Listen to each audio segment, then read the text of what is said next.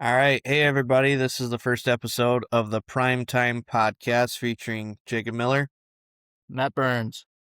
We're so happy that you could join us today for this first ever official episode. And we're just going to go into a little bit of the background between me and Matt and kind of get into how indoor season is going so far for both of us. And then once we start getting into that, we're going to get into like the preferred style of archery that both of us are doing, and kind of get into just having a conversation about kind of what the changes have been happening through NFAA, Vegas particularly, and all the other stuff that's going into archery. So, Matt, who are you?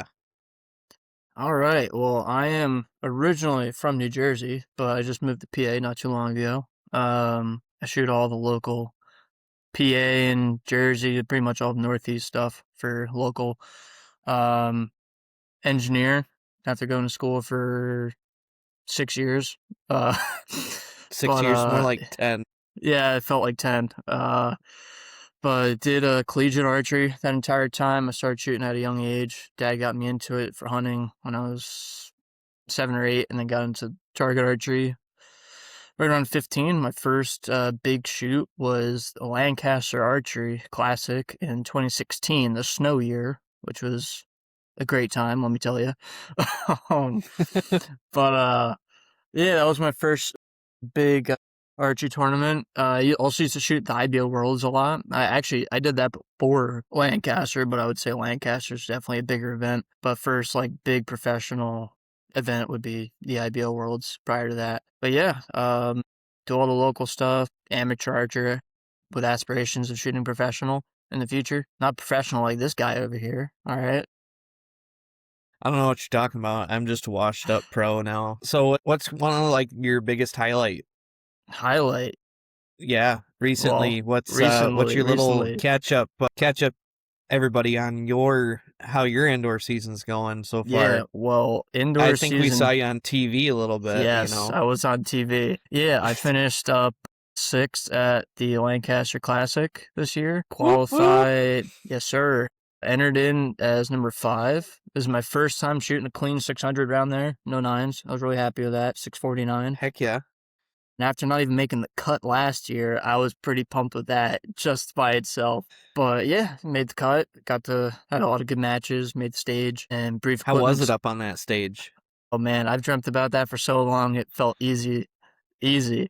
Like it wasn't nervous or nothing. I shot like shit on stage, but that's okay. But the one arrow held Oh, really you shot long. good. No, I'll take it. It was only 2 arrows, I would say, that were pretty bad. One arrow that was like a 30-second hold, and it looked like I was going for the 12, but I wasn't. Or at least where the arrow ended up. But no, it was a good experience.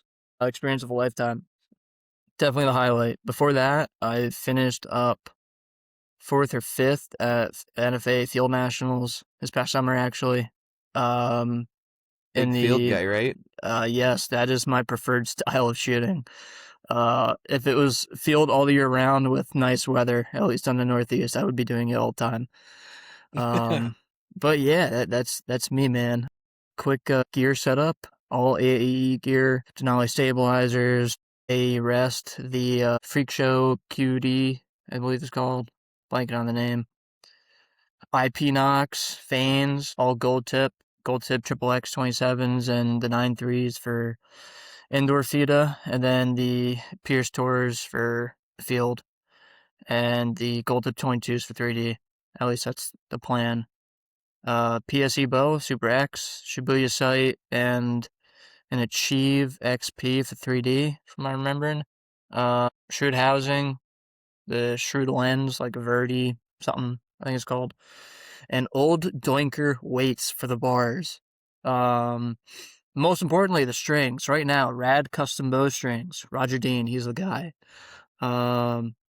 And yeah, and Fulcrum Flex release, because I almost forgot that on stage, but a Fulcrum Flex release. So, Running that true ball, yes, sir, yes, sir. running that And hinge. if anyone's interested in Xoki custom barrel for the release, so just a little side note, they're good barrels. But Now, do yeah, you make those, or you have a no, part in making those? no, a guy I know, he makes them. I've done some marketing stuff for him recently. I have a flyer I'm sending out soon, but he's just an old machinist, retired, but he makes good barrels. So for thumb and hinge. So if anyone's interested, reach out to him on Facebook or Instagram. So he's a good guy. Do you have that thumb barrel present with you right now that you could show a preview or no? I do. Give me 1 second. It's in the other room. Okay. I think we can hold on for 1 second. While he's getting that, I'll talk about myself. I am Jacob Miller. I have shot since I was 4 years old. I've shot a bow, not competition since 4. Started out with a recurve and kind of graduated towards about 10 years old. I went into compound archery with my dad getting me my first ever compound to be able to hunt about 10. And my love for archery kind of went from there. I getting to actually get my first deer with a bow. That was pretty exciting. And then graduated to a better compound bow when I was about 12 and started my competition archery career when I was about 12 years old. Finally got a coach to actually teach me the correct ways of shooting. Kind of took me under his wing, taught me everything he knows, which we all know in archery. You are constantly learning about the sport. There is no official expert on knowing everything in archery because the sport is ever changing, especially with the equipment and everything from nowadays. Well, what I meant by nowadays, from back then. Stop making yourself Then, sound old, Jacob. Come on. You're not that yeah, old. I know, right? And then graduated from that, I kind of shot local stuff. Went to my first national when I was, I think, 14 years old, and that was Which NFA national was indoor. that? NFA indoor? NFA indoor nationals. Yep. Now, was that just a youth class or was that open? Uh, no, that was in 2014. Sorry, I Gotcha. wasn't 14 at that time. It was in 2014. Mm-hmm. So I was actually having to shoot. I shot in I believe it was either adult or young adult because the Gotcha, age gotcha. changes when you're 16 years old. So I think back then was the rule. And so I went into that. Didn't have too bad of a showing, but I was instantly hooked from shooting nationals. So then, fast forward to um 2015, graduated high school, went into the military, joined up with the Army, went into the infantry, and I had 4 years of active duty, which kind of took me out of archery. And then I came back home in 2019 after my active duty service, and then went into my archery career again and started to pretty much shoot the nationals again. My first tournament back nationally was also the NFA Indoor National. Shot a lot of amateur tournaments, and just I started surpassing my peers, and I was like, well, I want to do this, pretty much full time. So I was working just to make the tournaments and getting to basically a lot of them. Got my first pro sponsorship, back when I won out of K50 of ASA, and got my NFA pro card, got my ASA pro card, back in, I believe, 22 is Mm-hmm. when I started my official rookie year was 2022, and then this is like my third or fourth year.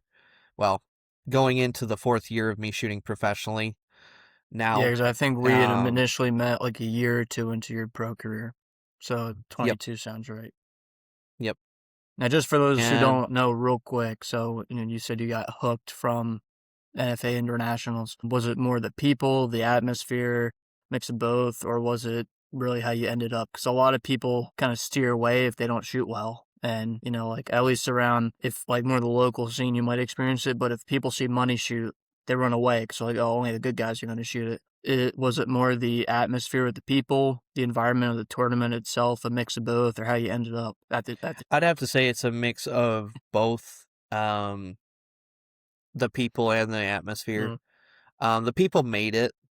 Like, there's some of the best people in archery that you'll ever meet. To this day, pretty much all my friends stem from archery.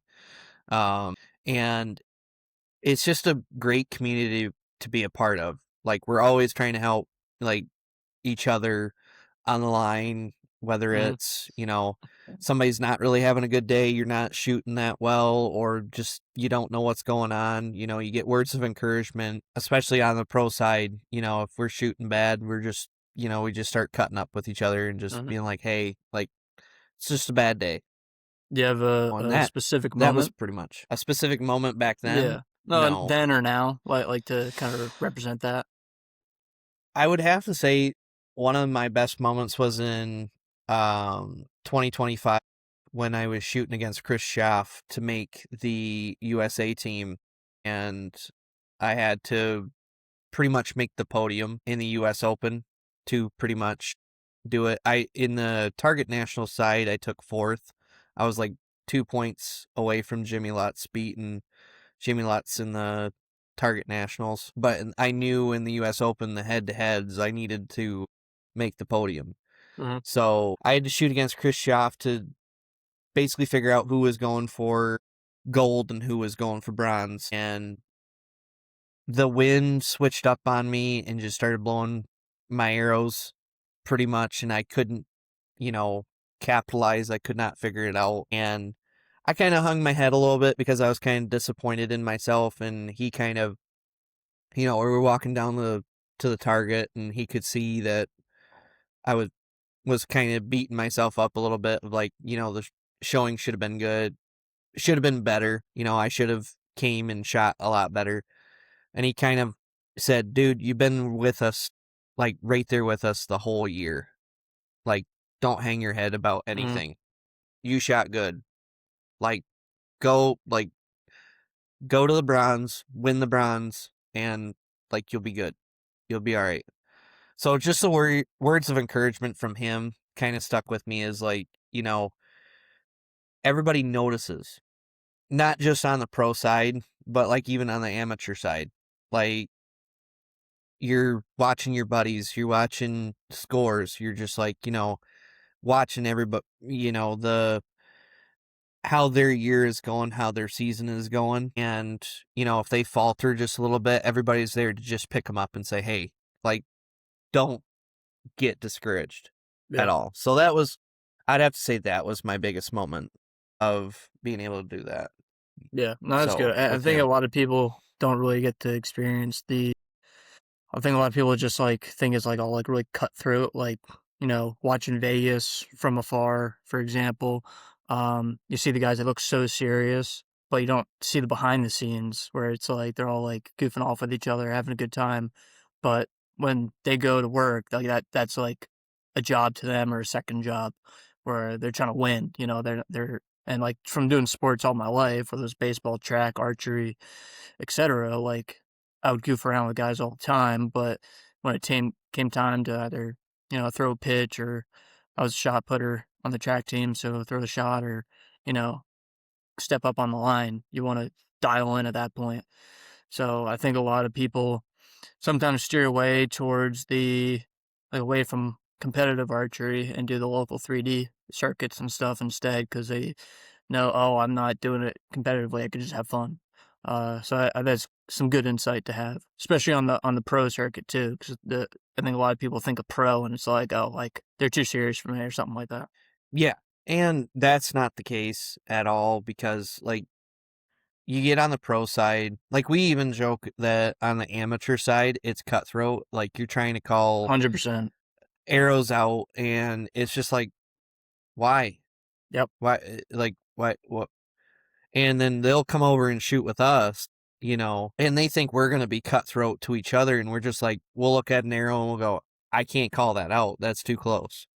And Yeah. they're like, okay, so that's an X then, or Mm, that's a 10. Like in Vegas, you'll have a lot of guys sitting there, and we're trying to call that arrow in because we're not trying to take anything mm, away from, a fellow pro or yeah. whatever. That arrow's in unless we can prove it out. Mm, So in that aspect, and we're not trying to get in each other's heads. We're not, because I basically want to beat you at your best. I don't care if you beat me, but I want you to be shooting your best. I want you to be scoring your best, because at that point, you get more of a sense of accomplishment than if they had a bad day. You're just like, all right, yay, I won, you know. Whereas if you're going end for end, like Jacob Marlowe and Matthias Fultrin were going the last year in 2024 when I made the Mm-hmm. Vegas finals, hashtag highlight, that's pretty much what you want. Yeah. You want it to go end for end, Mm-hmm. arrow for arrow, you know, just because, like, you want to show, like, hey, we're both equally the same, and we're both going to show that we can do it Mm-hmm. until somebody falters.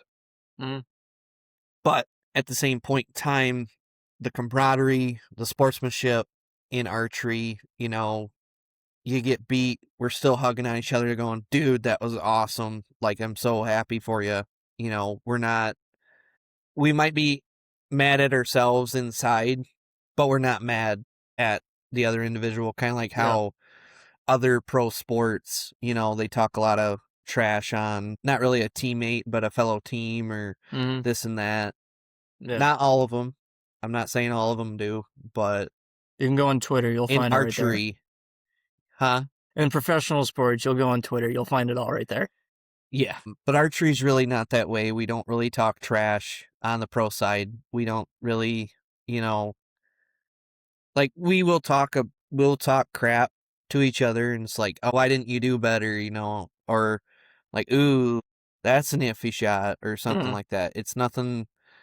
It's nothing of like, oh, dude, you suck, you Mm-hmm. know, because we just want all of us to go out and do our best, and we kind of Yeah. just want each other to be at our best. So like it just makes a better showing. It just Mm-hmm. makes a better environment for everybody. Yeah. So, because when you're shooting good and I'm shooting good, we're all cutting up, we're all laughing, you know, and we're just having fun, you Mm-hmm. know, and that's kind of the best way I would have to put that. So, Yeah, from the amateur point of view, like I've had like I would say this year at Lancaster was probably the best year where I've had like a good group of guys. When I qualified, I also shot with Braden Gillantine and Lawson Veit. So I had two pros on the bail. So they were like, I got that experience, like how you're saying. But in hmm past years where that was the first time I ever shot with a pro. So in past years, it was always with a bunch of amateurs. And it was always, you could tell like it's extremely cutthroat. Like it's instead of it being in until it's proven out, it's out until proven in kind of thing. Um, and at least from when I was younger, I always wanted to be sponsored. That was the only thing I worried about. And I would say part of it comes from that. Obviously, there's always everyone wants to win, but there's a way you can do it without letting like an ugly side show. And I would say part of it's coming from everyone wants to be sponsored because a lot of people just want free stuff. Um, and the other part of it is I think everyone wants to try and find they could find like I noticed it in other sports, like a quick way to win kind of thing, or like they want to be like, oh, I'm that guy, so if I'm 1 point right, better, it's like okay, I'm going to do whatever I have to do to get that one extra point over you, instead of just if a guy's on, let him be on and in a groove. You don't got to try and destroy that groove for your personal right. gain, in my opinion. Yeah, I don't like to do that either. Like, And you had two of the best guys in the game right there, Braden mm, and Lawson. Like those two guys are freaking amazing. Getting to shoot with Braden myself personally quite a bit. Just the experiences I've had with him, just amazing. mm, And kind of getting insights of how the mental side of things and stuff, you know, it's just like, hey, we're just here to shoot bows. mm, It does not have to be any more stressful than that. yeah, Yeah, you and want to win, mm, but if you can go out there and just say, you know, I'm just going to shoot my bow. Like, I'm not worried about the outcome. I'm just going to go shoot my bow. I'm going to make sure I shoot, whether it's an indoor round and you're shooting 60 arrows, I'm going to make 60 good shots. I'm not going to worry about the bad shots until after my round is done. Then you can kind of sit there and say, okay, I had 4 or I had 5 okay shots, but 2 out of those 5 were not good or yeah. something like that. I think that's where the big distinction is because a lot of guys in pro, where like you see it a lot at Lancaster specifically, guys will be grooving every year going into it, And then you see the guys where you expect to make the cut 630s, 620s, just out 639, 638 in the amateur side. And you kind of see it in the pro class too, where the pro class cut this year was pretty low, but a lot of the guys that you'd expect to be in there mid tier don't make it. I think it's because they don't go in there 60 good shots, shooting your bow for fun kind of thing. And I only really applied that this year because I had a bad 3-year stretch where I missed the cut. I made the cut as like the 58th guy, and last year I missed the cut again. And this year it was like, I'm going for shits and giggles at this point because whatever I've been doing hasn't been working. So just go have fun. If I make it, cool. If I don't make it, I'll be a little disappointed. But I went in with a different mindset, and then I ended up making the stage. But a lot of guys that put so much pressure on themselves, I think it comes from that too, where they don't know how to enjoy it. And like you see it a lot in the youth, either from their parents or coaches or whatever, but you see a lot in the youth where there's so much weight on their shoulders to be good that they don't enjoy it. And that's where you see a lot of people in any sport really fade out. I see it a lot in youth baseball where the kids just fade out because it's taught to them to be like a profession rather than a fun hobby. So I think that's where that comes from in the distinction between the mid to top tier pros and the mid to low tier amateurs. Because you have those high amateurs where they kind of treat it like a side job almost. Like Jason Goitkin. I use him as a perfect example. I don't think he shot the Classic this year. He's made the cut every year that I've shot. And he's I kind of... don't remember if I saw him this year or not. I didn't see him this year, but he's like an example. He's a Tim Gillingham guy, but he's the perfect example. He makes it every year.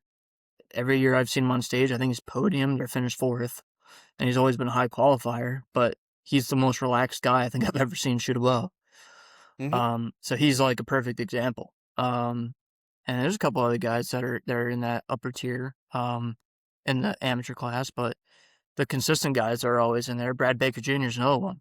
He's pretty much always there. And he treats it as a side job. I think in an interview he said he shoots 1 day a week. But he goes there for fun, like goes there for fun, shoots his bow. Obviously, you still go with the intention to win, but you're not going there, I need to win, I am going to win, because then that sets an expectation that you might not be able to meet. And then I'm pissed off the rest of the weekend, Right. And you don't enjoy the rest of the weekend because you just had it in your head that I gotta win, I gotta do good, and then you don't do good, and then you just have that disappointment hanging over you. Yeah, first-hand experience last year. I've had many of those experiences. Now, real quick before we move into other topics, if you want to give a quick rundown on your gear for this past year going into this year, and I think you said Vegas was your highlight. If you want to talk a little more on that, yeah. So, 2024, I was shooting for Darton, Conquest, and Black Eagle.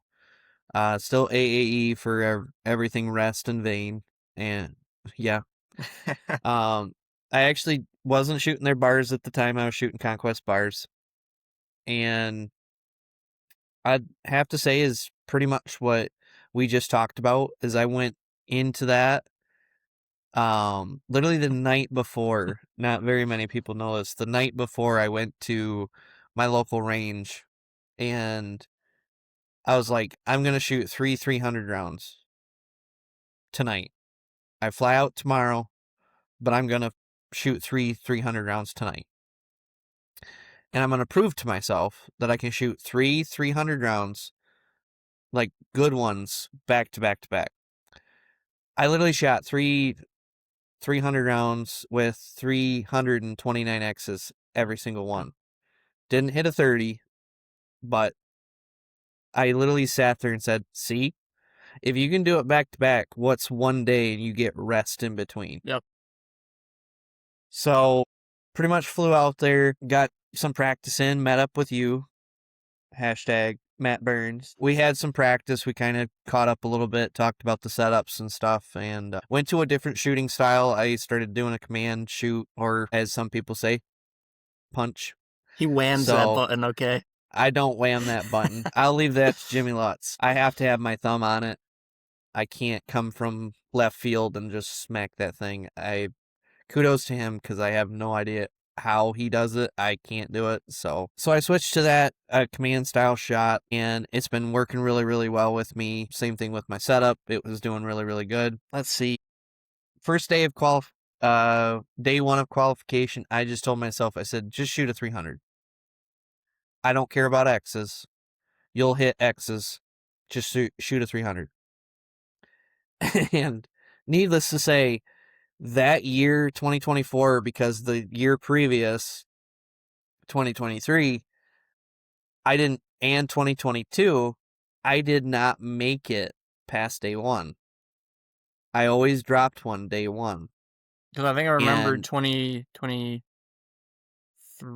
you had like the highest X count of the 99s or the 98s or something like yep, that. What was the year I prior?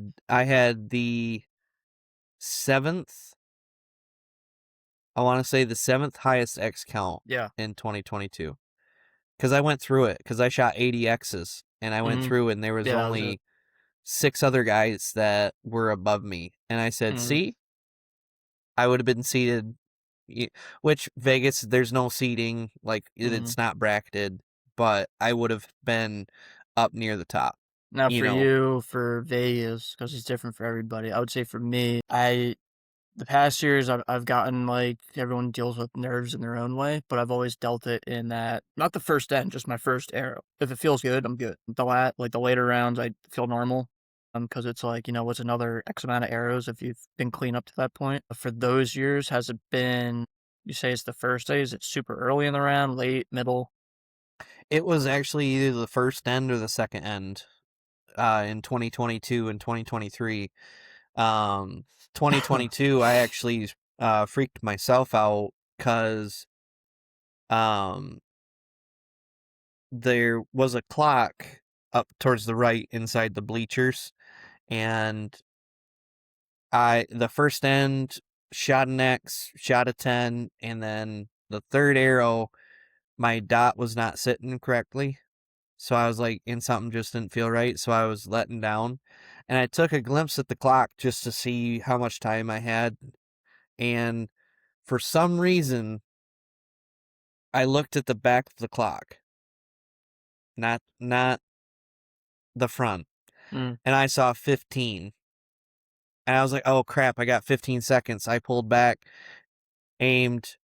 There was a lot of nerves. And I had a lot of expectations on myself yeah. because I could shoot 300s regularly. I was not outside of a 300 at all in practice leading up to that. And then 23, same thing. I made it to the second end, and I just had one just go low. And early in the round, so it was kind of like, all right, well, I'm just gonna work harder. So in 24, switching my shot process and different setups because I was shooting Matthews in 2022 to 2023, and then 24, obviously I went to Darton, and with that, it was a different setup.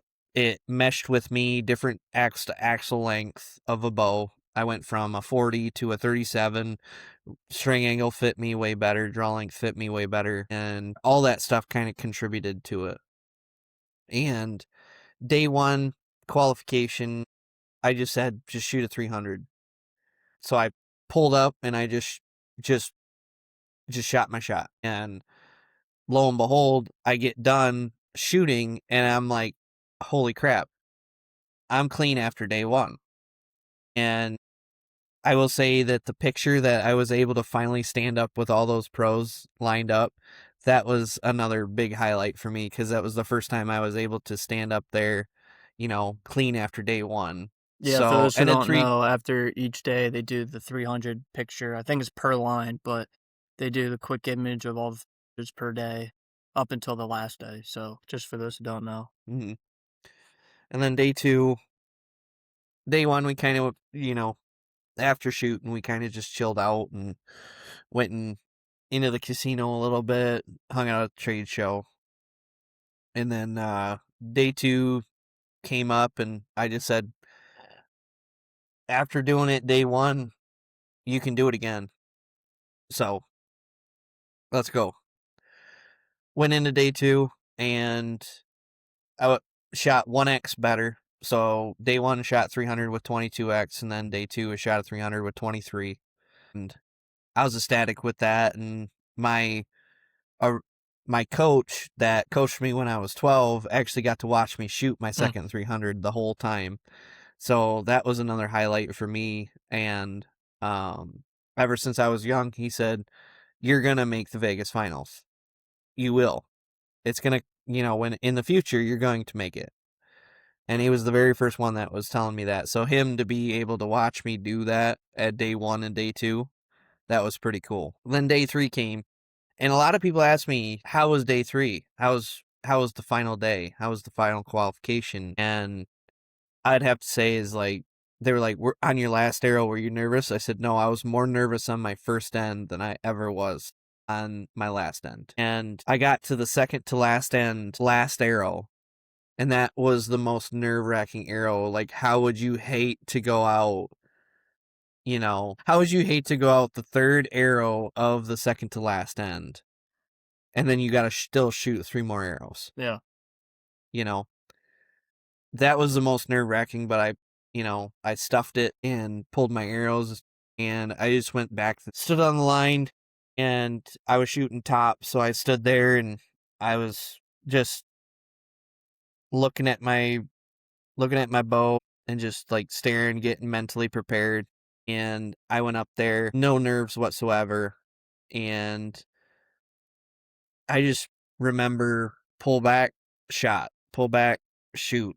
And then my third arrow, my dot hit that X, sat for like maybe 2 seconds, let her go, and plugged it. And I just threw my hand down like that. Another awesome highlight was Isaac Bedford was actually shooting next to me the whole day of day 3, and he watched me do it, and I did this with my hand, and he come back and he just like grabbed my hand, he's like shaking it, he's like, "Yeah, dude, yeah, yeah, that's what I'm talking about." And Chris B was also shooting next to me, and he shook my hand, gave me a hug, and was like, "Dude, that's awesome, congratulations." And making it was the biggest highlight of my career, of being able to just sit there and say, I am able to make it just like all these other guys, that I didn't know if I was good enough like these guys. So that was a big, huge confidence booster Yeah, it's a for career. validation thing, it's a validation thing, like all that work, like, because making the stage this year at the Classic, it was a validation thing I needed because I never thought I could hang with those guys. Like in Mhm, college, the collegiate scene is really a bunch of pros. Sawyer Sullivan, Austin Taylor, he shoots it. Connor Sears shot it before he graduated. There's a bunch of guys. Chase Herden, 3D guy, but a mhm, bunch of pros would shoot it, and pretty much everyone from University of Cumberland's and Union and all of them, uh, it's a bunch of pros that shoot the collegiate circuit. And for me, it was always, I would judge myself to them rather than just go and do my own thing. And it was like, well, this guy has this gear, this guy has this resume, and I never knew I could hang with those guys. And after my third match, I had to shoot off against Hunter Garrison, who won the Classic last year. And I was like, mhm, all right, because like my first 2 matches were pretty quick. And then that third match was like, this is the match to decide it. It's like this is the one I'll know if I can hang with the top guys. And it ended up being 129, 127.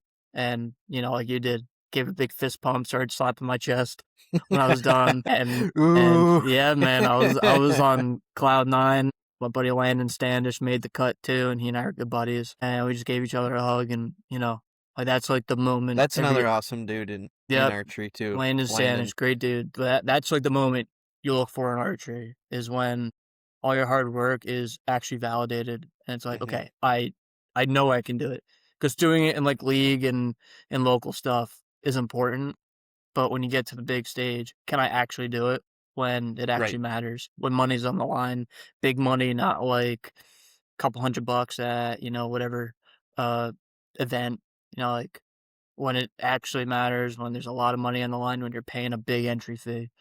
That's when I know I can 100% do it in the highest pressure situation. Yeah. And that and that's kind of how I felt as well. Is you hit the nail right on the head. Is you just sit there and you're like, wow, I made it.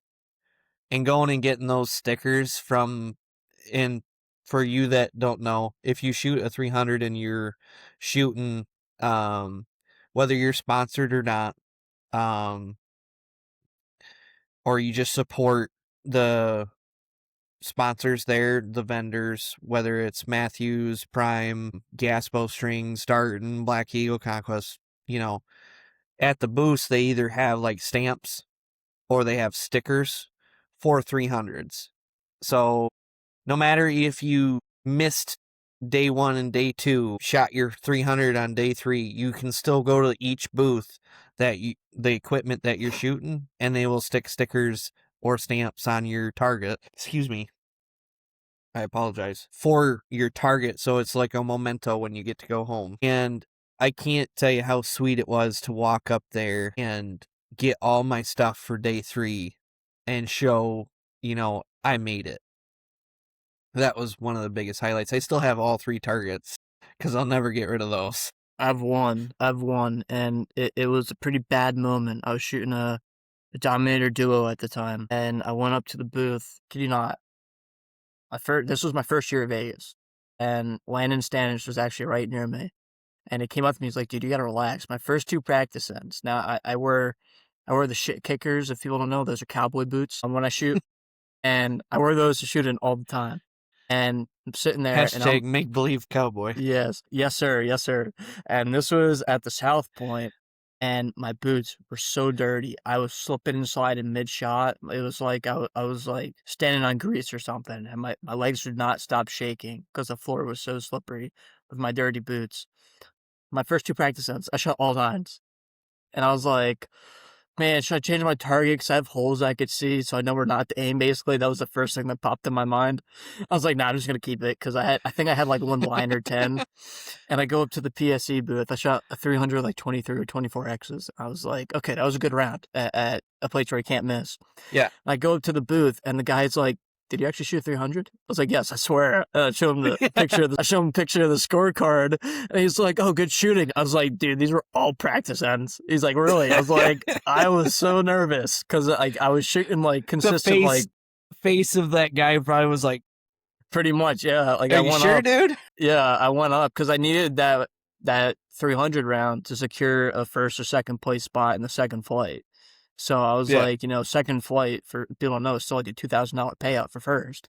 And second was like 800 or something like that. So if I had cleaned the round, at least, even if I had 0 X's, I would have at least guaranteed second. Because I had qualified in that spot, in the second place spot, and the guy in front of me was only like 3 X's ahead of me. So I was like, okay, I need to clean it, and I need at least 1 X to secure a spot. Yeah. And that's all I thought about the first 2 practice ends. And then Landon came over and he was like, dude, please relax. It's like, okay, I'll try. Dude, you got like an attack going on. You need to kind of chill out a little bit. And the one guy on my bail was like, yo, just go to the bathroom, wet a paper towel and just rub the bottom of your shoes. Like, okay, I sprint all the way down to the bathroom. I bring like 4 wet paper towels back with me. I'm just wiping them every other end. And then that actually made me hold steady because my legs were not shaking crazy. So thanks to all of them. Thanks, Landon. I remember him being there. I don't remember the other guys on my bails, but thanks them for making me look like an idiot getting a 300 stamp.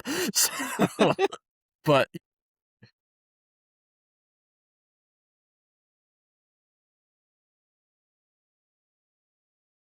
yeah,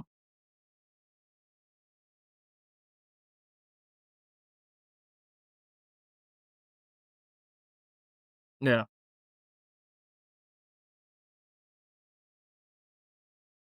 yeah, Just like what Lana did with you, you need to calm down. yeah. I know it's a big deal, but we need to kind of recenter and we need to kind of focus on what our task is. Not what the end goal could be, just what the task at hand is. Mm. So, heck yeah, that's a good story, dude. Yeah, I like that. It's definitely a funny story. I got it hanging on my wall at my Yeah, I parents' shot place. a 300, man. Yeah, you see those 9s? It looked like buckshot. Let me tell you that. It was definitely a funny looking target. Hey, but 300 is a 300. All you got to do yes. is touch that line. And Oh for you yeah. that don't know, in archery, all you have to do is touch the line. You don't have to cut it. You don't have to anything. You have to touch it. Yeah. For target archery, for 3D archery, Mhm. you have to cut that line because 3D archery, the foam can distort and everything. And what a lot of people call is like pull line. They actually made sure that that rule was actually enforced finally. Of you have to cut the line now. So for you that don't know, some information there. Big Um, ASA guy over here. no. Used to be, not anymore. But yeah, I'll finish up the 2024. Made the finals. Made it to the third end and baby X's, and it wasn't nerves, it wasn't anything. It just was. I just put a little too much heel in, and it just high 10 out the top of my first arrow, and then I plugged the next two, and that was all she wrote for that. But still got an okay payday. Still made It's quite a always bit of good. my money back. Oh It's all yeah. good. When you get that cash or that check slapped in your hand, Nice. you're like, nice. But yeah, that pretty much is that was pretty much my biggest highlight of my career. My second highlight was making the 2025 USA team. I think I was number 6 on the team in rankings. Didn't get to shoot overseas because of some job changes and some money issues. Just tight on funds, couldn't make. Uh, I think it was China. They were asking me to go to China, and I just couldn't make it work. So that was unfortunate, but hey, Olymp compound's going to the Olympics. Yep. So LA 28. So gonna try and make that team. Hopefully I can. Gonna hit it hard this year for all my USATs. Uh, and then try to see what happens. So setup currently, I am sponsored by Prime Archery, Prime and G5 Archery. I am shooting the new Divide 37 7-inch brace height. We call it the Divide 37-7. I am sponsored by them. I am sponsored by Easton Arrows A8 for stabilizers. I shoot the A Skylines for my stabilizers, A weights for the bars. I also have the Pro Blade, A Pro Blade, looking to get the Freak Show QDs just because the capability of moving it back and forth and just micro adjusting your stuff to fit exactly what you need to do without having to detach it or anything. And then if I want to detach that rest, I can attach a different one for different arrows. So that's AAE. I shoot for gas bow strings, best strings on the market. I love Eric and the team there at Gas Bow Strings. Now they're called Gas Outdoors for the AcU SOS system, archery tooling concepts.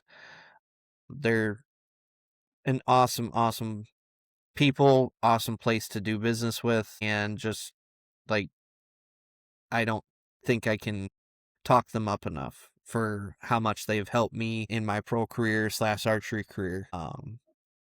And I also do shoot the AcU SOS system. I shoot the standard one. I don't shoot the light or the pro.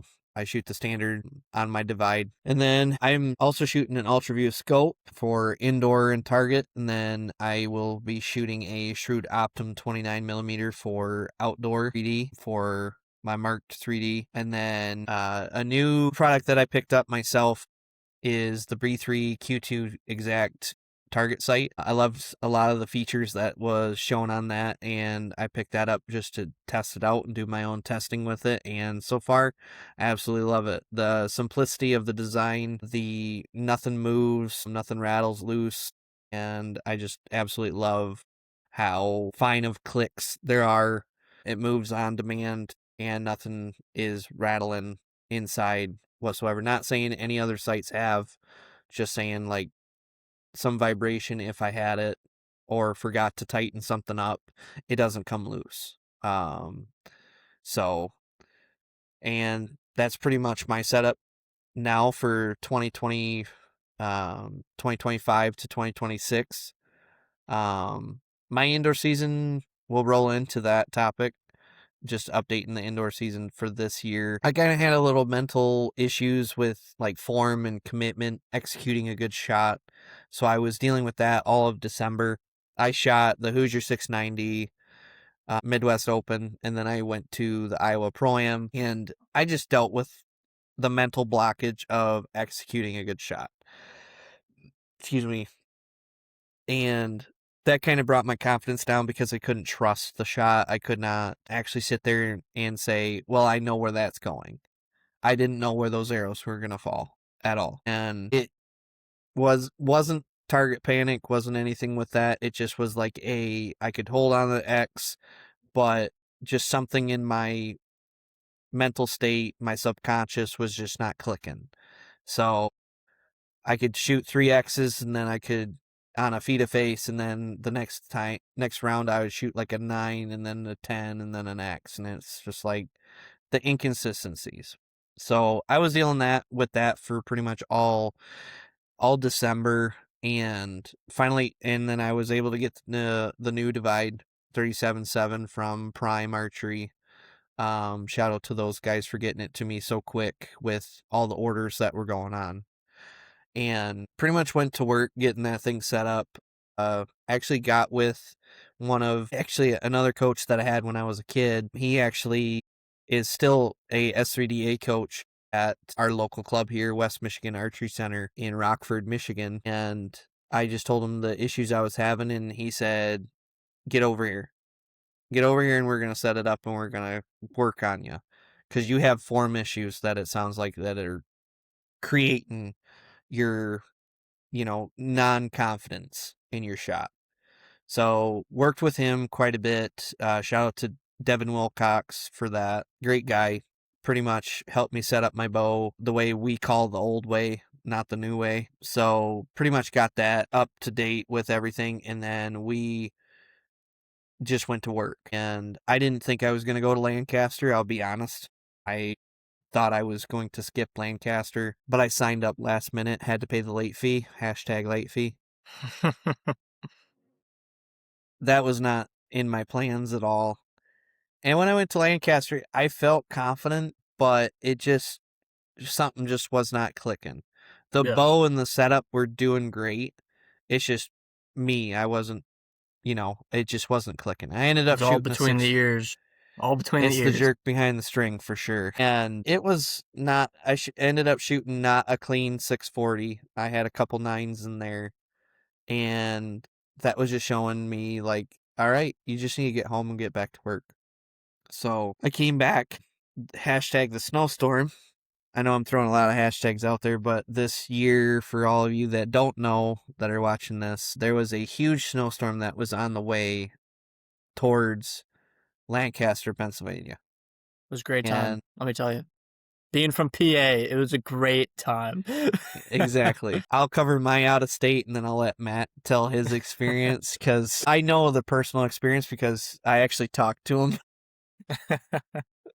Like, I think it was the next day I called you, and we were trying to talk about getting this set up, the podcast, and I got to hear pretty much all about it. So I'll let him fill you in. But we were pretty much done. I didn't make the cut, and I ended up staying at the booth, the Prime booth, all day. Got to sit with Tim Chekarowski, my pro staff manager, plus also he is the marketing manager over at Prime, and got to sit with him, kind of talking about stuff, and then pretty much talked up the bows to a lot of people that were passing by, and I dipped out Saturday morning at like 7 o'clock in the morning. I was like, yep, no, I'm getting gone before, because the route it took me was through the mountains. So I was like, yep, no, I'm going. And had the full disclosure, don't do this while you're driving, but I had the Lancaster finals up, and I was obviously focused on the road, but I was just listening, and I was just listening to what was going on, and mainly because my homie made the shoot off. So I was like, I gotta watch. I gotta Appreciate see you when he's risking your coming up. life. Appreciate you risking your Exactly. life. Anything for you, bro. So pretty much we drove the whole, I think it was like 10 and a half hours or 10 hours, but I had to stop for gas. So obviously probably like 10 and a half for the whole time. And got home and pretty much just got back to work and went to the club and shot a local tournament, and just I figured it out there, and we just been pounding ever since and trying to get this thing rocking and rolling. So how was the drive back to the good old state of PA? Within the state of PA. I didn't leave the state, buddy. It was a time. I'm only about like an hour and a half away from the Spooky Nook Center where they host it. I had fully planned on getting eliminated in one of my matches. So I was like, all right, I can get back early. I'm going to worry about it. Because I talked to Brian Brady, who he helps run the shoot. He's one of the workers. I'm gonna get knocked out. I'm gonna be able to go get dinner. I'm gonna be able to get back and do my laundry. Exactly. I was more worried about my laundry, all right? But Brian, those don't know Brian Brady. No, those underwear need to get done, you know. But Brian Brady, he works for the Joe Ad program at Lancaster, and he also does registration and all that at the Classic. And he's a good buddy of mine. I was talking to him going in. I was like, yeah, so like 10 years ago, we had Snowmageddon. What's the deal with Snowmageddon this year? Because for those who don't know, in 2016, they just took top 8 for everybody, and that's how they did it. They didn't do any type of eliminations because it was kind of an out of nowhere storm. So this year they said everything's on Saturday. So they did all the eliminations in the morning. Pretty much right after that, they had the meetings for everyone that made it. They did the meetings real quick, and then they set up the one practice range for their shoot off.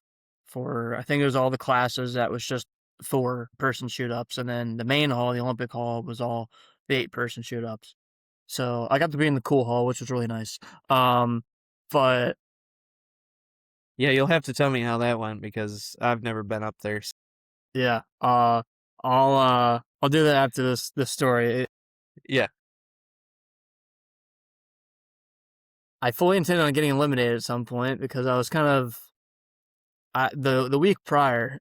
Big shout out to Rob DeFonso. He hosts this Ram Lancaster warm up where Glenn Boardwell, Caitlin Boardwell, Louis Price, John Scott, it's a lot of top notch shooters that attend that. Nate Sellers, he also made the stage, and a bunch of local guys. That's his big shoot of the indoor season where he really tries to get the level up for Lancaster. I think to make it in there, you can only shoot a 640 at Lancaster or higher. Anyone below doesn't get in to the Invitational. So I had won it 2 years ago after begging him to let me in. And I pulled up a 640 from like 2019, 2018. That was like my highest score prior to this year.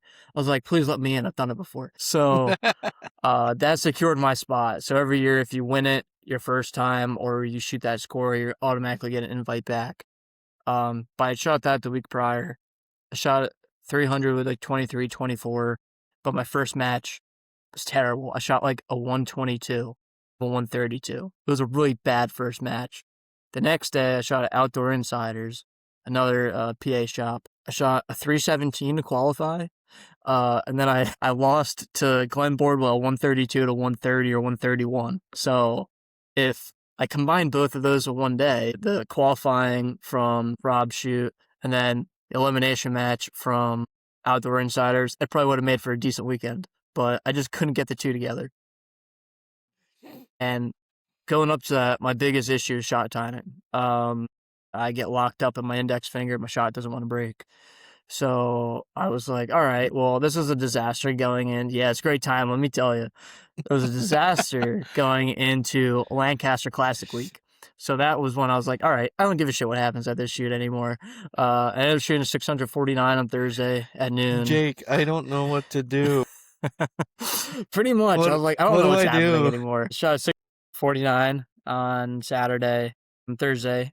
And it was cool. Braden Gillantine and Lawson were giving me a fist bump. I was like, all right, pros are acknowledging my shooting. I might be making it. And then Thursday I went back to work and all that, and then drove back Friday night to get a hotel for Saturday. And my first match was like a 128, 129. I won that. Second one, the same thing against a buddy of mine, which is pretty cool. Then third match, as I said before, was against Hunter Garrison. I won that 129, 127. Oh, all that. We had the archers meeting. Yeah, we had the archers meeting, and then um, getting to the stage was the coolest experience. I went up to Tim Gillingham at the gold tip booth. I was like, Tim, I shoot for you. Do you have a gold tip jersey I could use by any chance? Because right now I'm using this sweatshirt, and I'd rather not use a old smoky moonshine sweatshirt on stage. I bet you he just reached back and he's like, "Yep, here you go." Yeah, I was like, all right, guys, thanks. And if you want to see the sweatshirt, it's on the little intro thing when you watch the YouTube video. So I am seeing this at some point in the video. But I got the jersey thanks to him and the guys at Gold Tip. I'm practicing back there with Landon Standish. We're just pounding it. Congrats to him for making it too. And it was like two dreams aligned together because both and I have had that dream since we were young. And backstage, it was a bit different this year. It wasn't perfect to how the stage is. They had like backyard lights for like a summer barbecue kind of style for the lights backstage. So it wasn't really exactly how the stage was. Going up on stage, one, if you haven't seen the video, my little finger gun at the beginning just to walk out. I had to. I had thought about that, like doing something like that for a while. So I had to do it for You my had first to time. throw that out there, didn't you? Yes. Oh, I had to. It's a great image, but go up on stage. Honestly, the best lighting I've ever shot under. I won't lie. I don't know if they changed it from past years because I've heard people say it's dark. It was crystal clear lighting. And FYI for people, this was my first time making the stage, not the 9 times. Yeah, On the I card, don't know why Rob Koffold said that. so on the I was card, they ask how many years you've shot Lancaster, how many years you made it. I wrote 9 and 0. I guess they flipped it. So every year I've shot it, I guess I made it. Looks better for me. Heck yeah, man, that's a good record, man. 9 for 9. No, first time. So that's why it was much more important to me. But yeah, I didn't shoot great on stage. You know, I wasn't nervous, but just a little over aim from that side of it. But 5. Congrats to I think his name was Jeremy. Congrats to him. He shot 212s in the last end. I would have gone for the 12, but I swore from the angles of the image that I was seeing, I was like, yeah, thing's out. So I was going to shoot for an 11, shot a 10 instead. So, you know, that's on me. But it was still a great time on stage. And then as soon as I got done, I was like, yeah, I'm getting the hell out of here because I don't want to get stuck in snow. So I just watched the rest of the. And yet you got stuck in snow. Yeah, I just watched the rest of the amateur shoot because I wanted to see Landon shoot his match, and then guy, I think his name is Marcello from Italy. He just steamrolled the rest of the way. He Yeah, he came up. did. He came up just after me. He entered in 4th seed, and I think he only dropped 2 10s the entire time. Didn't need to shoot a 12 or nothing. He just steamrolled right through. He was on fire, dude. Yeah, and only 1 year of compound, which is the most insane part. 1 year shooting a compound. He shot, I think it was Olympic recurve on the Italy team for World Archery for the past, I don't know how many years. And he just steamrolled right through shooting 1 year. It was insane. It was insane to watch. That's Um, awesome. but yeah, I got back okay Saturday. Got back late, but I got back okay. Then the next morning, I wake up and I don't see my truck because it's covered in snow. And I'm like, all right. I get a call from my boss. He's like, you have your work papers, right? I was like, yeah. He goes, yeah, you're working remote tomorrow. It's like, okay, I guess I'm not going to work. So I worked remote Monday. It was up to like mid shin, which isn't for some of the Midwest people, probably doesn't sound like that much. For me being an East Coast guy, that is like insane because I don't ever get snow around here. So I was like, all right, I don't know what I'm doing now. I just can't leave my apartment. So cleaned off the truck, actually was able to find it, but I couldn't leave. So I was snowed in Monday and part of Tuesday. So it was an experience. Couldn't shoot my bow, which I was still on cloud 9, so I was fine not shooting it because I spent Monday doing work and watching the shoot off over and over again. So, yeah, so He had to that see was, that, you know, he's I really had to. I had to make sure I paused at the right spot so I could get that quick picture on my phone. little screenshots, you know. Yeah, I had to. Hashtag t-shirts coming soon. On the back, it's just going to be an image of me doing the finger gun. Yep. But yeah, no, that was my Lancaster and the Snowmageddon on the way back. But yeah, indoor season's been pretty good. Local stuff, I've done okay. Not great, but okay. And then Lancaster kind of capped it off, really. Got the Great American Outdoor Show coming up next. I don't know if anyone knows that. It's a big show they do in Harrisburg, Pennsylvania. A lot of the big PA, New York, and New Jersey guys shoot it. Big spot in 3D tournament. Brady Myers, Olivia Dean, they're both pros. They'll probably end up shooting that. A couple other pros in the area that will shoot it, and a bunch of just really good local guys. Garrison, like I've said, Ian Sterner, he's a really good shooter. He'll shoot that show. And I'm blanking on other guys, but a lot of good turnout there. And then I'm looking at NFA Indoor Nationals. I want to keep the hot streak going, so I want to Hey, I want to stay on the ride. So I'm trying to get some funds together right now. But yeah, so that's pretty much the rest of my indoor season. And then part of our background we were going to talk about was preferred style of shooting. I am a field guy at heart. I used to be an IBO guy. All right, I used to be an IBO guy. don't ever talk crap on field in front of Never. Matt. He will like eat you alive. I'll rip into you. It is the best style of shooting. No one can convince me otherwise. I grew up doing IBO and indoors, obviously. And all the guys around me. Huge shout out Mark Passmore, Matt Setzer, Carlos Frere. Those were the guys I wanted to beat. And they've all like done like I've never really had a coach. It was always my dad coaching me. But those guys were always right there with me. Mark Passmore said he would give me I wanted him to be the guy to give me my first pro card because you need a sponsor, I believe still. Yep. I wanted him to be the guy to give it to me because like a passing the mantle kind of thing. Because I looked up to him. If I had anyone else as a dad, it would be him. He's that important in my life. Tim Hanley's another guy we shoot with a lot around here. The CEO as we call him. So Yeah, I didn't here's see him at Lancaster this time. no, he's just busy. He just had a kid, so he's busy with that. Congratulations to Yeah, him. yeah. I think it was within the past year he's had his first child, so he's been busy with that. Nice. But he's another guy. Like I've always tried to beat him. Matt Setzer was always a big field guy around here. Jack Howard was another guy. So growing up, I wanted to get those guys. So then I was like, all right, I want to start shooting field.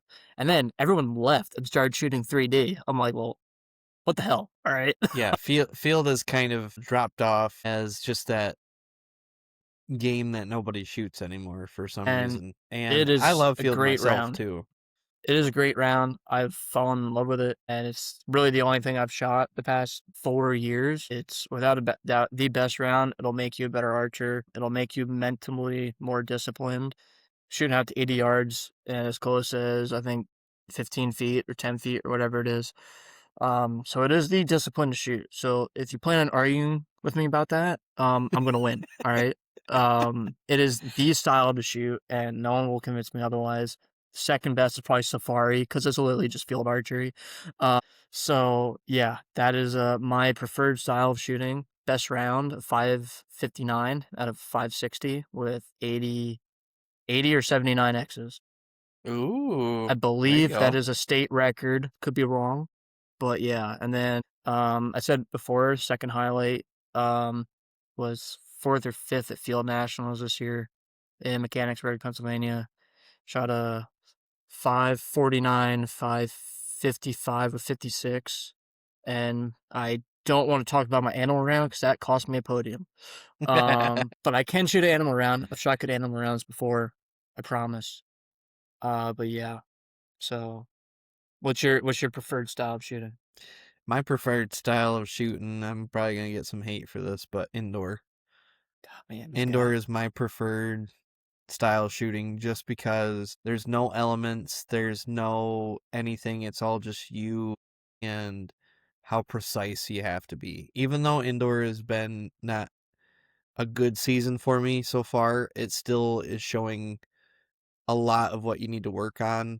And I will flat out tell anybody if you want to compete good in field, if you want to compete good at USATs, or you want to shoot good at 3D or even Mark 3D, I'd have to say Mark 3D is my second favorite. Favorite, yeah. A little dyslexia there. I'd have to say Mark 3D is my second favorite just because of the long shots. I love shooting the 100-yard shot. It's just I don't know what it is, but just seeing that arrow just go and seeing it hit that orange dot is just amazing to me. So I'd have to say that would be my second, just because of how long the shots are. But off my rabbit trail coming back, the best way to kind of teach yourself about your shot, your form, improve something, work on something is indoor.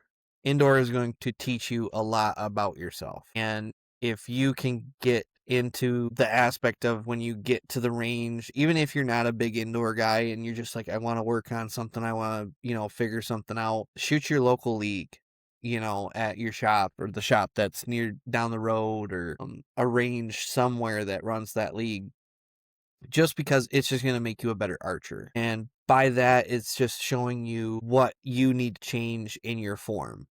Like, are you torquing the bow? You know, are you punching it too hard? Are you, allowing that back pressure to kind of help you with your execution? Is your follow through? Are you dropping out of the shot? Because a lot of the issues that you have outside, you can pretty much find out Yeah. inside. So it's a good Well, tool to I use. say the same for field. So basically take everything you said and I apply it to field archery. Because indoor is my second favorite. But that's just me. No, I no, always no. say it because field, I wouldn't say you need to be perfect. But you can really figure out what's wrong if you're shooting at longer distance. Because if something's slightly off, you can go from in at 20 to 50, but when you're at the 80, 70, 65, that's when you're going to know setup stuff might be off, form stuff Hashtag might be 80-yard off. walk up It's a is great time. a. Awesome I, experience. I wouldn't say that sometimes. Sometimes you're having a good round, then you get to the 80-yard walk up and you're just like, Well, there might be changes coming in the future to the round. That could probably be a table for another episode, but there might be updates to that. well, they updated it one year to where you stayed at 80. There was, I think, a year or two stretch where they took the 80-yard walk up out and you stayed at 80. Um, or I think they cut it down to 70. I can't remember. But yeah, I can't But remember exactly what their rules were. But well, there might be like an even new format they're going to try. yeah, we can cover internal that in a different internal episode. internal workings here as El Presidente. If I didn't mention it, I am the interim president of the NJSFAA, New Jersey State Field Archery Association. If you have any interest, if you're from the area, reach out to me. I can get you in some form of direction. But yeah, kind of tabling off what you said though, indoors. Um, you know, everyone, and Dave Cousins has said it so many times, which because he only really shoots indoors now, and his reasoning is anyone can find an indoor range. Not everyone can find 3D range, field range, like a 50-meter range, especially like Safari Mark 3D. Not everyone can have access to that, but indoor shooting, they 100% can have access to that, whether it's within just their house, shooting from inside to outside. They have range in the basement, local club, etc. Pretty much everywhere has some form of an indoor range where they could reach within at least within an hour.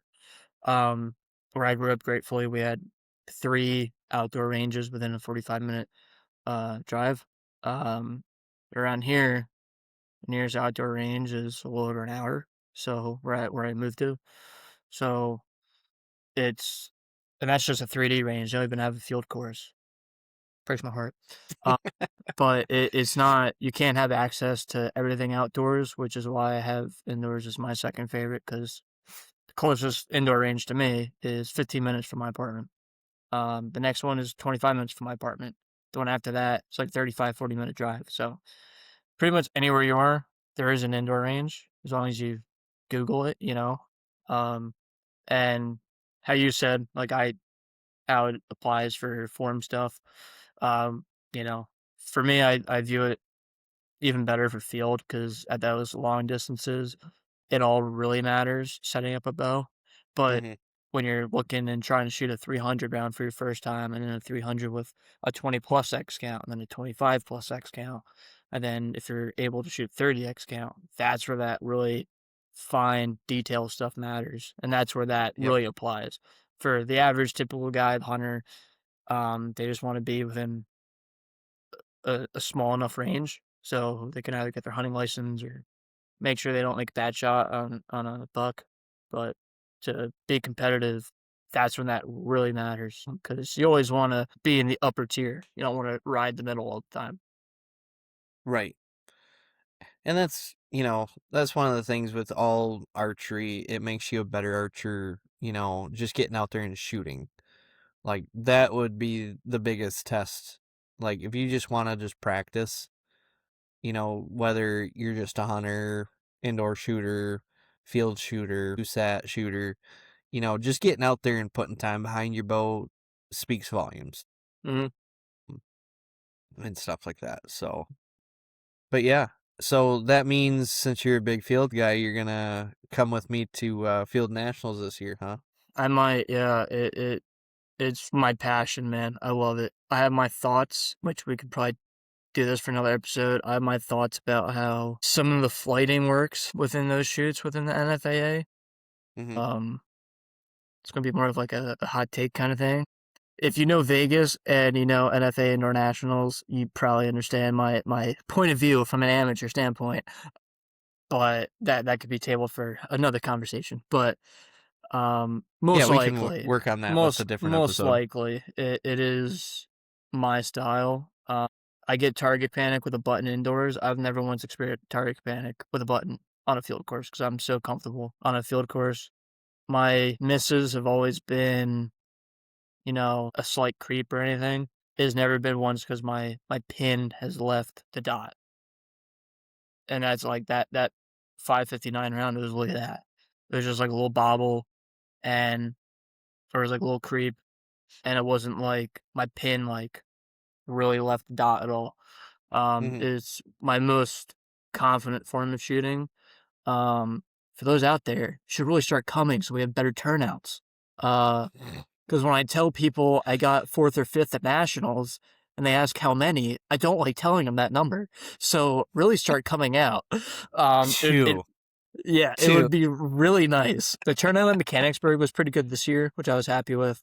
And they're about total like just under, just at 400 shooters. But to give broader context, I think maybe 10 years ago, that place would have sometimes double that number. Oh yeah. And, please, everyone, come shoot field. It's a great time. If you don't like 80, You suck it up and deal with it. you're right. I think you would like South Dakota, the NFA Yankton Center's field course. I Mm, really did enjoy myself in mm, August last I want to say last year in mm, 25. 24 to 25 I mm. think was the yep. Yeah, I'd have to say 24. I shot it in 24. And that was honestly one of the best field courses I shot. The other one was Mechanicsburg. I love Mechanicsburg, but they made some changes to the schedule. I don't think we're returning to Mechanicsburg, or is that Washington? Uh, so the way I'm good friends with Doug Joyce, the vice president of the NFAA. He lives maybe 45 minutes from me. He told me that what they're doing is they're alternating every other year. So I'll go this year was Mechanicsburg, then Yankton, then Darrington, back to Yankton, Mechanicsburg. So they're Mm, leaving. So they are keeping the schedule, yes, the but it's going original. to be they're going to get an It's extra not every Yankton every 3. year. They're gonna what? They're going to get an extra Yankton every other year. I think they're going to try and keep it all at Yankton at some point. I Yeah, heard I think they're going to. Darrington is the nicest field course I think in the world, from what I've heard, but it just does not get a draw at all. They get maybe 10 people in like the male open class. Like they don't really get a draw at all. Jeez. The last time I noticed when Paige Pierce won, that women's pro class had I think like 4 or 5 people in it. Oh no. In yeah, in Yankton or um Mechanicsburg this year I think they had a little over 20. Mhm. Um, which doesn't sound like a lot, but when you compare, also Yeah. extremely out west, but PA especially is a huge field archery community and just archery community in general. So there's a big draw on the East Coast for that. And Yeah. in Yankton, a lot of guys from the East Coast will travel for that. But out west, it's just tough because that's a big cost. I think the nearest hotel for my first like an hour away for Darrington. Um, Yeah, I have not it's a had a drive. chance to shoot Darrington. Yeah. Mark Bassmore, who I've said he's shot there, at least once, and he said the closest hotel is like I think it's not an hour, it's like 35, 45 minutes away. So, just the location of it is Wow. hard. I Yeah. think I'm only about an hour from, or an hour and a half from Mechanicsburg, but my dad and I stayed at a hotel, and that was 15, 20-minute drive. Hmm. So, like, there's it's important to And find if it's a good Yankton, location, but there's also housing. exactly. And Yankton, there's like so many hotels within like Yeah, 20 minutes. So, yeah, um, but yeah, this year it's in Yankton. So hmm I'm pretty excited for that. hmm So, yeah. so There's a chance. There's a good chance it, I'll be going because I am Mr. Field Guy over here. Okay, so I was gonna say you're calling yourself the Mr. Field Guy. So like, if people find out that you didn't go, I'm probably gonna put up a poll for everybody and sit there and say, what do we do to make the field guy? You know, does he have to shoot an extra marked 3D tournament, or he has to shoot? Oh wait, no, I got a great one because you love USAT archery so much. that's a If he good doesn't go joke, to field man. nationals, we'll put a poll up to see if he has to shoot an extra indoor, if he has to shoot a extra USAT because he does not like USAT very No, I much. don't. I do not know. So we'll have to see what everybody says if you don't go to field nationals. But you said you're gonna go anyway. If they say USAT, I'm leaving the podcast. Hashtag USAT, USAT, USAT, USAT. Episode 1, and I've retired. I'll be on episode 2 just looking at everybody and saying, well, hate to tell people this, but Matt Burns is no longer with the Primetime Podcast. He saw the poll and got scared.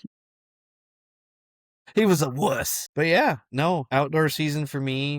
After indoor season, we pretty much have indoor nationals. We got Vegas left. I'm sure if you have a good showing at indoor nationals that you might get a hankering to go to Vegas, but them moving the venues and everything, it does put a pretty high Yeah, price tag on things. For people that don't know, we left South Point Hotel and Casino and we moved to the Strip where we have the Paris, the Horseshoe, and the Flamingo, I believe, is the 3 hotels that you can stay at.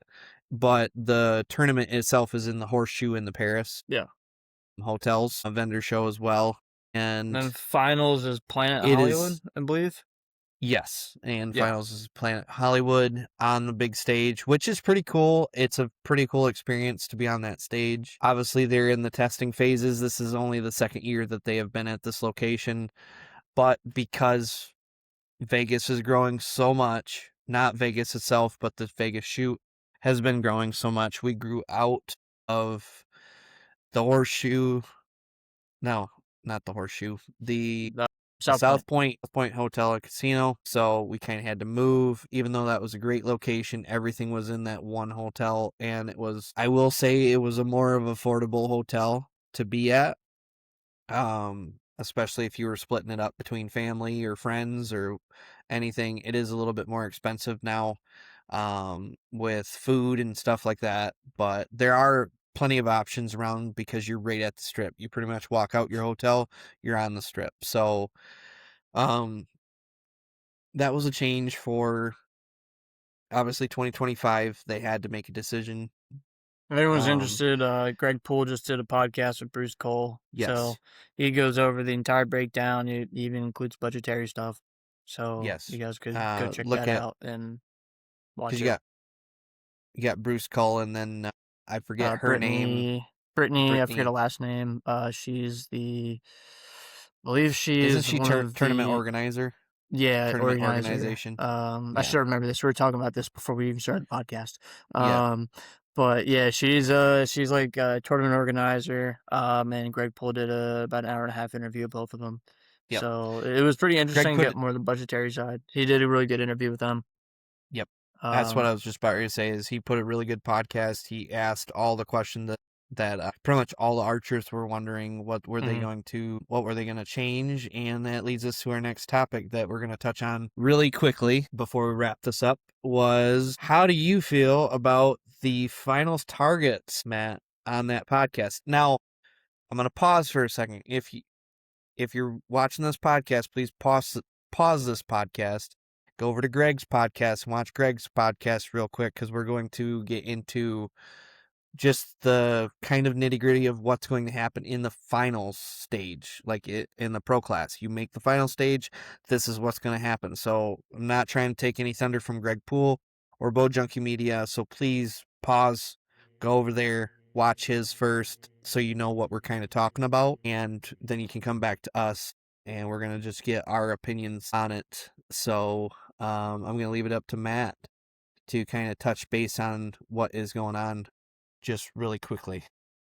Yeah, so you can go to his video. It's around the 45-minute hour mark where they start talking about it. But new diameter size for the X-ring. So it was 2 centimeter is normal scoring, and then for qualifying, and then in the finals, they're going to go from what I remember, which I actually kind of like this breakdown. It's about 3 ends of normal scoring with the 2 centimeter, around 4 to 5 ends. They have a new diameter size with the 1.5 centimeter. And then after that, with their discretion, it's going to go to a 1 centimeter size, which I think the 12 ring at Lancaster is 1.5. So shooting at that as the X for about 4 or 5 ends. And then you're going to be shooting at a 1 centimeter size for the rest of the tournament. I would say from the viewer standpoint, it's going to be easier because, and if you watch his Craig Poole and Bruce Cole break down, you'll understand why. It's very hard for the viewer and also the announcers to figure out if it's truly inside or not, because they were doing an inside out X. I thought they handled it for their first year doing it kind of weird. It was, the audience was kept like, I was in the crowd. Everyone was cheering for that inside out scoring around like the 7th end, because you saw the guys on stage: Matthias, Bodie, Nicholas Gerard from France, I believe. You had Colton Green, up and comer. Congrats to him last year as well. And Rushmore Rumble this year. Yep, He made Rushmore. that shoot off. You had Chris Perkins, of course, too. You had a lot of top-notch shooters there, and it's definitely more I'm missing. But once we saw the field left, it was like, okay, all the guys that made it, that got eliminated, now we're down to the guys that are constantly in the mix. Around like N6, 7, we're like, okay, look, we need to switch this up and go to inside out. The crowd was cheering for it. Bruce and the judges weren't changing it just yet, and it was like N11, 13. And it's like, okay, we already shot 300 around at this point. We're sick and tired of this. We want to change it up, because we also want to, for some of it, that was my last night there. I want to be able to have a good time afterwards and go around the strip and stuff, being the first time going to the main strip. So, and they had it like the big screen. It was really difficult to tell on some arrows. The only easy one was Nicholas Gerard, because he's a world FIDA guy. He's shooting 23 still. So for his arrows, it was easy to tell. Like Bodie and all them, they're still shooting 27s. It was just hard to tell. But I like the change. It'll definitely be easier for the announcers and the people at home. So it's either in or out. It's super easy to tell. And if I had made one change, I said this to you before the pod, and I've said to basically everybody, and I think it should apply for NFA Indoor Nationals and any other format that does this. I think they should stick to 1 diameter size. When you start the 3rd day, this is how I would do it. When you start the 3rd day, you have to check in equipment. This is the diameter size I'm going to use, and you have to run it the rest of the weekend, because Matthias, it didn't work out for him. Good strategy, though. He ended up shooting X10s, or parallel pros, in the finals once they switched inside out. It didn't work out for him, but it's just, I don't like it for NFA Internationals when the pros do it in the shoot-off. I don't like it in that format either. I would just have them make a rule change. Whatever you want the first 2 days. 3rd day, you have to submit. Am I going to shoot 27 still, 23s? If you want to be risky and go for field arrows for an X10 or a Pierce Tour, go for that. That would be the only stipulation I would add. Now it doesn't really apply because they changed the target. Bruce Cole, if you're listening, you should definitely do that for NFA Indoor Nationals. I think it would be great, but that's just me. As the professional on the pod, what would be your take? I feel like it's probably similar to mine. So we talked about this a little bit before the pod, kind of, first episode, kind of walking through what we kind of wanted to talk about, and this being kind of the wrap up, especially for indoor nationals. It's always been in the pro class, any freestyle class. You can change your arrow diameter. You don't have to shoot one single one. So if you qualify with 27s and you make the shoot off in the pro class, or you have to shoot off for any amateur money, or placing, national title, all that stuff, you can actually switch to like a 166 diameter, which would actually help you with inside outs. A lot of the pros do that when they make the NFA final stage. They will switch over to this, which is your parallel pros, your Pierce tours, super drive micros, and obviously you got the X impacts, deep impacts from Black Eagle as well. So like all the 166 diameters. I forget what Victory's one is called, because I'm not trying to leave any arrow company out, but all of them make a 166, and it just helps you catch that inside out. And what we mean by inside out is, you on the NFA 5-spot face, you have a pretty big X. It's like a 50-cent piece, I want to say, size X total around to the ring, I want to say. I know it's bigger than a quarter. It's pretty But much the size of the 10 ring on a Vegas spot, I'm pretty sure. yes. So pretty much fitting a 166 diameter inside that X ring is pretty easy. You have a good setup and you're shooting got good, and you have a good setup, you're pretty much going to hit inside out every single time. So to kind of get an advantage, a lot of guys will switch over to that. But there's some guys that are just more confident with their bigger arrows, or some of them will slim down to like a 23, to where if, it's still a bigger diameter, to where if they have an arrow kind of drop out or go high, it'll still catch the line, so they still get an X in Shout case out the to value. Dane Johnson. Dane Johnson's the only guy I see still shoot 27s. He knows how to do it. Yeah, I was gonna actually say Jesse Broadwater. Yep, Every him single too, time yeah. every time he made the NFA Indoor Nationals finals, he did not change arrows. He stayed with the 27s. So it's pretty much up on the archer's discretion. Me personally, I will slim down to a 23, but I won't go lower than a 23, just because my setup and some pros are different. They'll throw on their skinnies, and their skinnies shoot just as good as their fat arrows.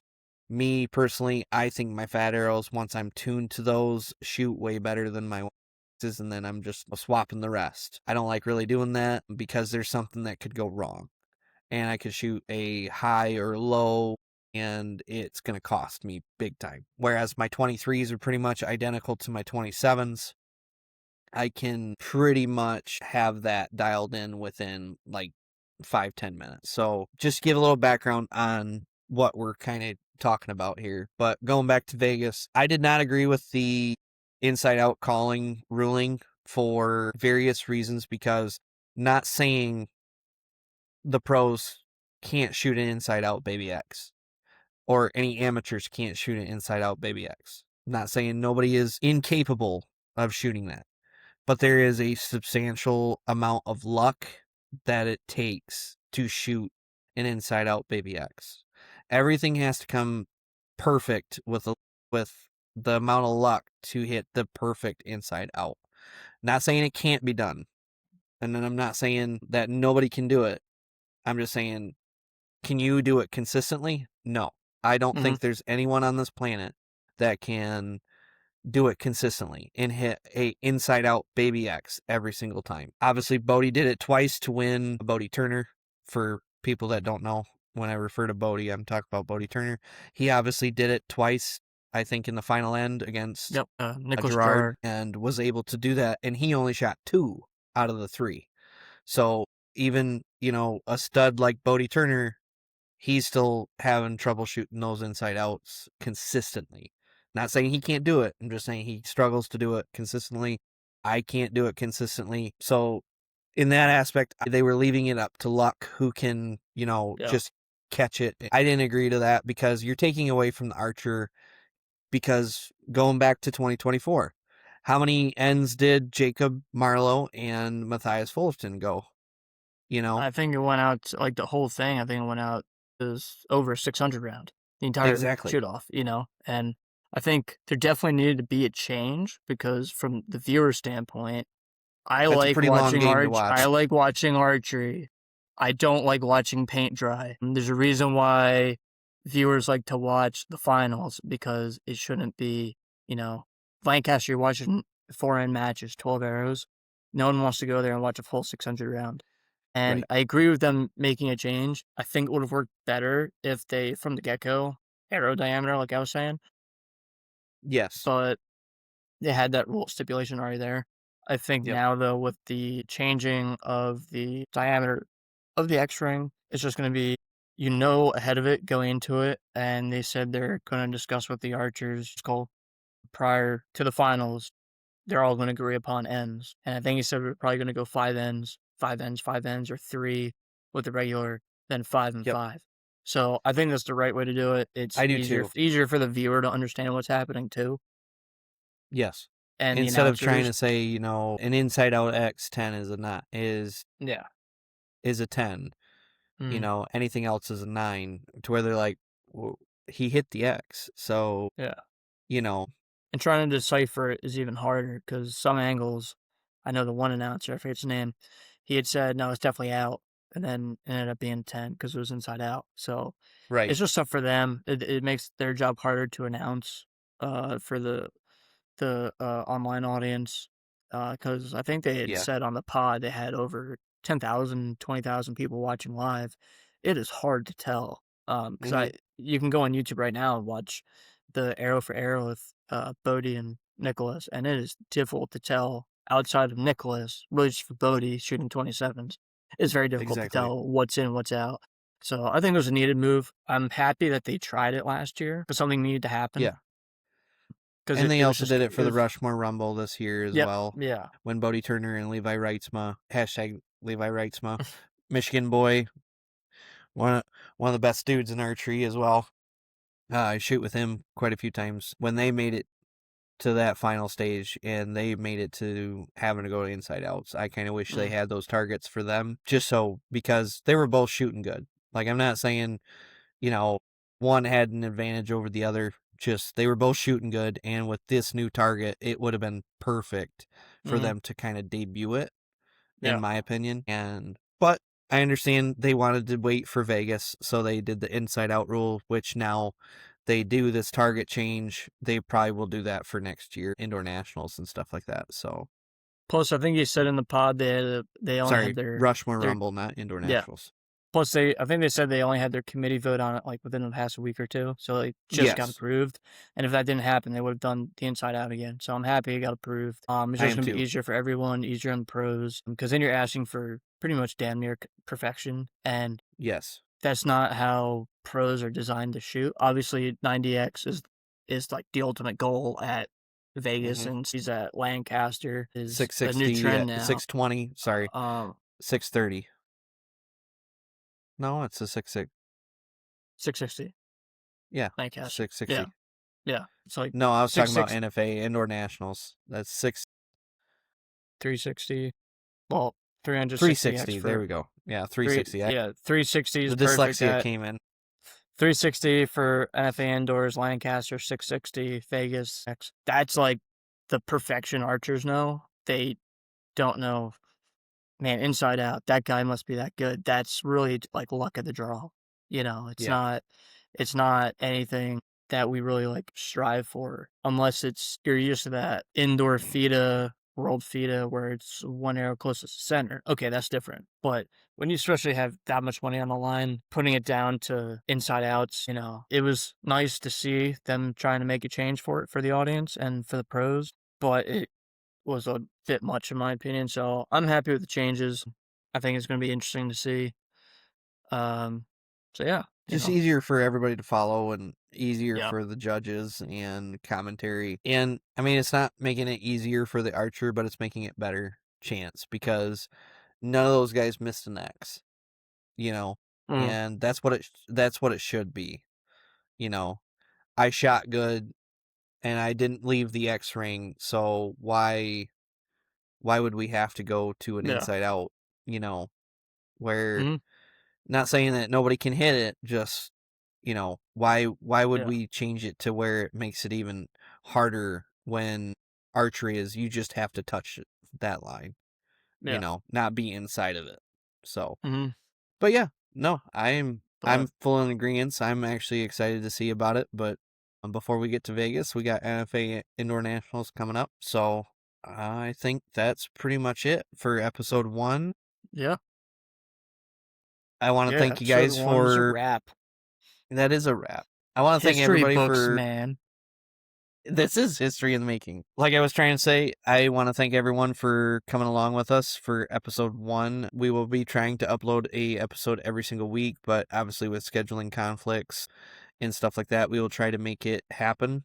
But at the same point, if something happens, we will try to do it once every 2 weeks. But definitely one episode every week is what we're scheduled to do. If we start getting a good following, obviously we'll start getting out some merch and maybe possibly some other stuff coming up. We have some pretty big ideas. I'm in the works with quite a few people, as well as Matt is probably in works with a couple people of new things coming out. And I think for next episode, we're probably going to have a guest or two kind of join us. That's what we're going to try and work on, is we're going to try and get the outside sources to where you can see kind of more people in archery getting on here and kind of talking with us on the nitty gritty, as our description says. So that way you don't have to look at us every single episode. So, Nah, we're pretty but, enough. Come on now. well, you got that thick beard. Me, I got to work on it a little bit. It's going. It's going. It's going. But yeah, please like and subscribe to our page. And if you guys have any other questions or anything like that, just send us a message. And if there's a topic that you guys would like us to cover, we can put that in the works for a future Yep. episode. But Yep. that's it from me. Matt, do you got any closing arguments, statements, gripes, complaints? Yeah, well, I'll probably start to work and make an Instagram account and post each episode with the link. You can reach out to that specific page once it's up, or me, I'm mburns914 on Instagram. It's Matthew Burns on Facebook. I'm And MillJ, MILLJ, yep, on Instagram as well, if you want to message me on anything. and I'm not gonna give my phone number. I don't want my phone blowing up. I am But not giving my phone number. other than that, that's pretty much it. We're gonna have guests on the pod. Go over different shoot formats like NFAA, Vegas, outdoor stuff. Some tune, Preparation, yeah, you know. preparation, tuning videos, stuff like that. Hot take. I don't do that much tuning. That's for another time. And I That could is promise, tremendously for yes, as you guys can see, my background is starting to get a little bit dark, so and I it's could promise well, I went from bright white to darkness and peaked the yes, you bridge did. over there. Eagles, all pass. No, Giants fan over here. Anyway, but yeah, I'll Oh, we get into the promise. Super Bowl. Okay. I'll promise it Keep it won't archery, be. man. Yeah, I'll promise it won't be a 2-hour podcast every time. Because Yeah. We're we're gonna do more of a relaxed talk kind of thing, but it won't be 2 hours every single time. So no. We're more gonna so try for and the keep it first about pod, hour, hour hour. 15. Yeah. Hour 15. We're gonna not try and waste everybody's time, because we But know first that pod, nobody wants to sit there. But first podcast, we kind of wanted to talk about everything, get our background out there, kind of uh, talk about what this podcast platform was going to be, and kind of get us out there so you guys can know where we're coming from and what you come to expect from this platform, basically. and only thing, if you don't like field archery, don't watch this podcast. No, I'm kidding. Watch it anyway. That's actually what you should do for every single podcast. Like when we wrap it up, if you don't like field archery, get out. don't get out. No. Once they watch one episode, they'll all fall in love with field archery, and then we'll have like 1,000-person attendance at every field shoot. So keep watching, learn more then we about got a field. microphone, and we'll be out there just Mhm. videotaping people and be like, Yeah, "Well, I watched the annoying the primetime shit podcast." out of everyone. Just annoying the shit out of everyone. So yeah, like and subscribe. Hit us up for comments or potential topics, and try to get a few guests on within the next few episodes, and go from there. All right. Well, thank you guys again for joining us on episode 1 again. Sorry that it was about 2 hours long of content, but we appreciate you for sticking around with us. Please like and subscribe, and we'll catch you on the next one. Yeah, the There finger we game. go. There we go. See you guys. Thank you.